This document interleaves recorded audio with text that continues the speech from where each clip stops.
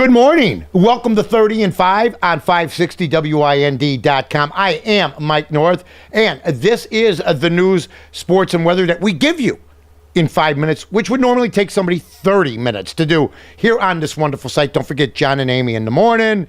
In the afternoon, you got Steve Cochran. Look at 560WIND.com and fill in the rest. Anyway, Dr. Murray.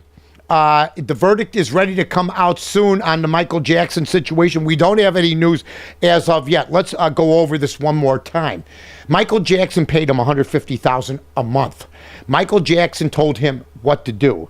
He was sort of like Tom Hagen, if you will, to The Godfather. He was told what to do. Michael Jackson had all sorts of apparatus put into his home. Now, I do know this, that Dr. Murray had some culpability, but I believe that Dr. Murray will be convicted, and there'll be a statue built for Michael Jackson because he had nothing to do with being a drug addict, for bleaching his skin white. They had his dermatologist on today saying, I wouldn't do this, I wouldn't do that. You'd have somebody look like you made him look because he told you he wanted to look that way. Here's what I'm going to tell somebody. Murray may have had some culpability, but here's the funny part. They're saying now, because of the jail overcrowding, that the most he may get is an ankle bracelet.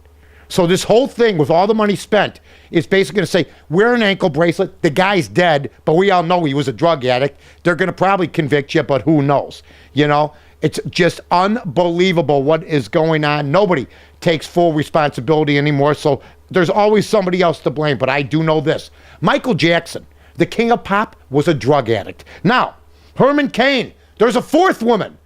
Never filed anything from what we understand. She's going to have a press conference today. Look for Herman's sixth grade girlfriend also to come out in about 2 months to say that he touched her once in the small of her back. They're going to try everything they can. They know that he can't lose if he does run because it will pit African-American against African-American. Then people got to go with the guy that's sensible. Romney, also today, they're saying that Romney would win, but only by 1 percentage point. Why do I think if Obama was Bush, he'd have 20% favorable rating? Well, because Bush won't give people something for nothing. By the way, that means the occupiers who are still there, there's been 2 people that have been groped in New York. And did you notice, Rahm Emanuel, there's no sleeping in the park in Chicago. That's why he's a great mayor. Bloomberg, okay, now taking heat from former Mayor Rudy Giuliani saying, what are you doing here? Nobody would be allowed to be in a park for 6 weeks. So he's taking heat. But how is it that Rahm Emanuel told the protesters, you're not going to be in Grant Park overnight? He must have showed them a movie of the 68 convention, because that's exactly what would happen in this town if they want to camp out in a public park. Lollapalooza is another story. There's a lot of money involved there. Lindsay Lohan spent 4 hours in jail last night, was let loose because of jail overcrowding in LA. How's things going in California? There's jail overcrowding. They can't keep Murray. They can't keep Lohan. Pretty soon serial killers will be given a bracelet and told they can only stay at home. I'm Mike North for the Village of Rosemont. From the 9th largest convention center to restaurants to theaters, sports venues, and hotels. 5 minutes from O'Hare, you got it all here. Rosemont, you can't miss it.